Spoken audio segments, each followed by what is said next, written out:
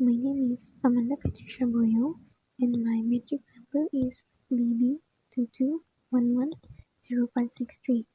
And the topic that I choose for this assignment is ethical hacking or white hat hacking in the business context.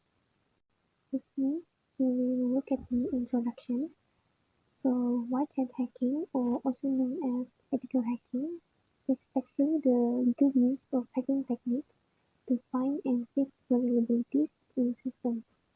It involves simulating potential threats like cyber attacks to identify weaknesses before malicious hackers can exploit them.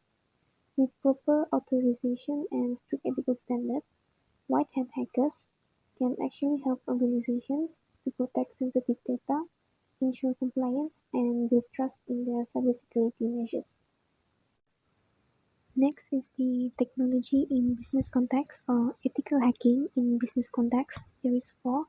First, in finance and banking, it protects online banking systems, payment gateways, and client databases from frauds and cyber attacks. For example, it conducts penetration tests on financial platforms to ensure secure transactions and prevent breaches. Second, in healthcare, it ensures compliance with data protection laws like the HIPAA by safeguarding sensitive patient information. For example, it tests the electronic health record (EHR) systems to prevent unauthorized access to this medical data. Third is in retail and e-commerce. Ethical hackers secure consumer data and payment details on e-commerce platforms to prevent fraud and data theft. For example, they identify weak authentication mechanisms in online stores and implementing stronger security measures. Lastly, in government, they secure critical public systems like voting platforms, defense systems, and transportation networks. For example, they identify vulnerabilities in government databases to prevent from any data leaks. Now, we will look at the ethical challenges. So the first challenge is in professional standards and certifications.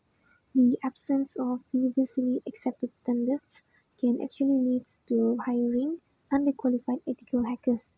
This could risk ineffective security assessment. So the risk here is overlooked vulnerabilities, increase the susceptibility to cyber attacks, and the erosions of public trust in cybersecurity practices. The second challenge is in data privacy and confidentiality. Ethical hackers often access the sensitive personal and organizational data. The poor management of this can actually result in the leak or misuse of this data information. The risk here is loss of trust from stakeholders, legal repercussions, reputational damage, and harms to individuals through identity theft or fraud. The last challenges is scope creep and unintentionally harm. Ethical hackers may unintentionally exceed the agreed scope of their activities. This may lead to any unforeseen consequences. For example, like the penetration testing might cause accidental system disruptions, data corruptions, or expose to vulnerabilities that are outside the original scope.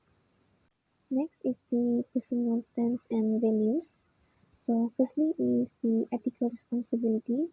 White hat hackers plays a vital role in securing systems, ensuring that vulnerabilities are identified and addressed before any malicious actors can actually exploit them. Second is in contribution to cybersecurity. Ethical hackers help to enhance the overall security landscape by conducting authorized testing, finding weaknesses, and providing solutions.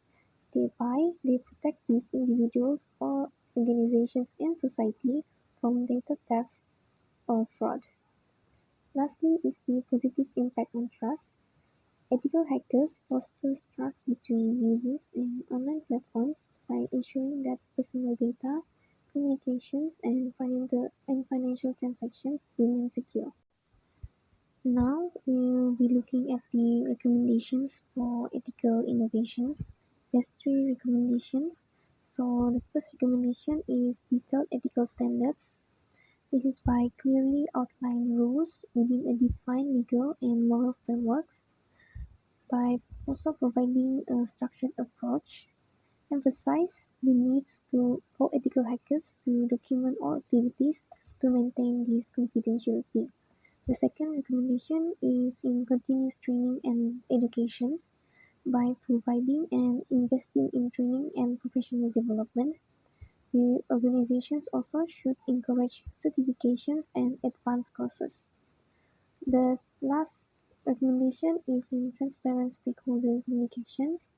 This is by a clear communication channel without revealing any sensitive information, and also regular publications of transparency reports that summarize security enhancements and results of these ethical hackings. That's all for me. Thank you.